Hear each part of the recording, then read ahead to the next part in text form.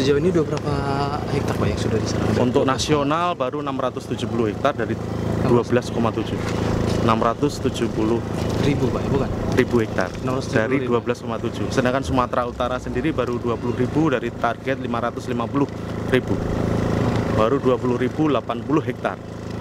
Coba dibayangkan, masih banyak areal-areal yang belum berizin, yang belum diberikan kepada korporasi, yang akan kita fasilitasi untuk dikelola oleh masyarakat. Pak, kalau untuk kawasan mangrove sendiri ada target khusus nggak Pak untuk PSKL? Jelas, kalau kami lihat, kita pelajari dari peta indikatif areal perhutanan sosial, khususnya di sekitaran pantai barat, luar biasa. Dan semuanya tidak ada yang clear and clean.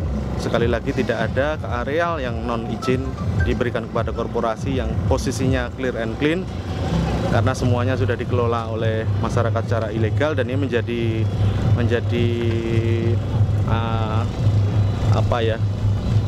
menjadi catatan kami bagaimana perjuangan teman-teman Lubuk Kertang untuk mendapatkan hak kelolanya panjang. Tadi sudah disampaikan oleh Bang Tajrudin dan Pak Rohman ya, hampir 17 tahun terakhir, di 2 tahun terakhir pasca era Pak Presiden Jokowi untuk memaksimalkan, mempercepat prosesnya. Dan alhamdulillah dalam waktu tidak kurang dari setengah tahun izin IUPHK 410 hektar ini diberikan oleh Ibu Menteri. Sama dengan bagaimana mereka melakukan adat mau dimasukkan wilayah hutan.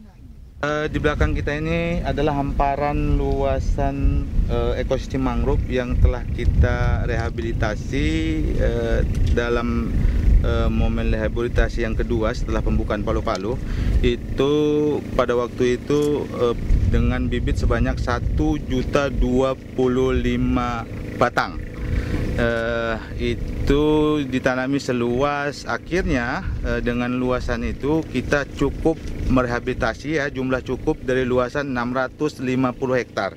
Walau yang hari ini masih 410 hektar yang diberi izin. Nanti ke depan kita akan ada usaha, kita akan dorong untuk yang sisa dalam satu kesatuan merupakan bagian HKM itu sendiri.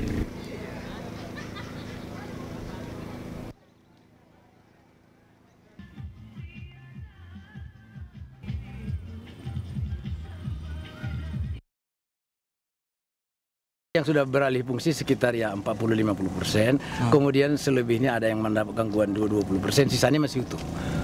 Ya gitu. Jadi yang kita fokus nanti kepada yang sudah beralih dulu, yang sudah terkonversi dulu.